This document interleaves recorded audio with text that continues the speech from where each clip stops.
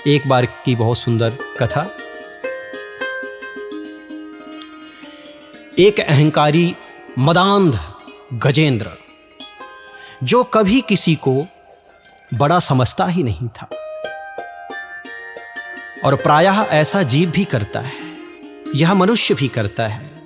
अहंकार के वशीभूत, धन का अहंकार, बल का अहंकार, सौंदर्यता का अहंकार, अपनों का अहंकार कभी कभी व्यापता है, दुखित करता है। मदांध गजेंद्र इतना शक्तिशाली था कि वो किसी को छोटा समझता ही नहीं।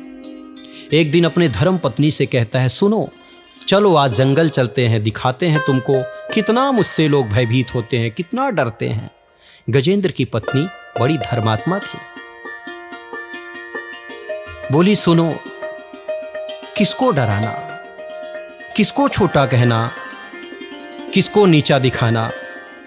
इस सृष्टि में सब परमात्मा के ही अंश हैं, परमात्मा के ही स्वरूप हैं। किसी को छोटा समझना, किसी को बड़ा समझना, किसी को ज्यादा ज्ञानी समझना, किसी को मूर्ख समझना, ये तो उन लोगों की बात है जिनको स्वयं कुछ पता नहीं होता। मदांध गजेंद्र अपने कुटुंब के साथ जाता है, एक सरोवर पड़ता है, उस सरोवर में जल कीड़ा करता है। छोटे मोटे जीव गर्जना करते हुए उनको भगा देता है। देखो मुझसे कितने भयभीत हैं, मुझसे कितना डरते हैं। कुछ समय बाद वही गजेंद्र पुनः उस सरोवर में जब जाता है तो ग्राह गजेंद्र का जब चरण पकड़ता है तो पहले तो उसको लगता है कि छोटा मोटा जीव है, चलो छुड़ा देंगे।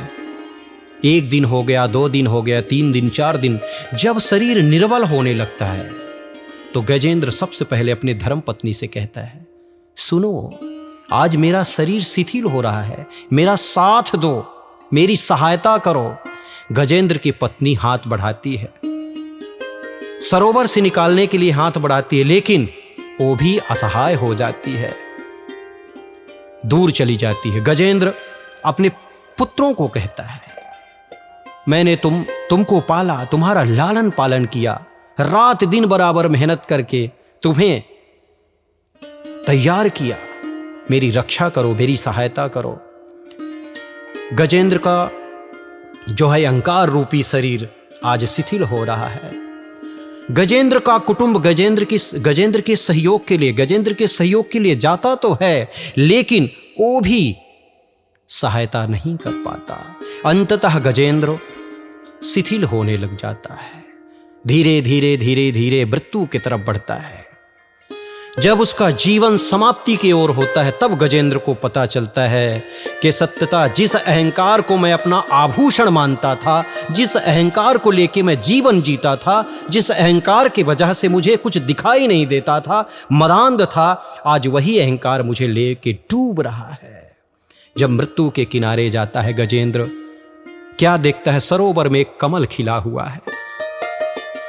अंत समय में उसको ऐसा लगता है कि संसारिक मेरा कभी साथ नहीं दे सकता, साथ तो वही पूर्ण ब्रह्म परमेश्वर दे सकता है।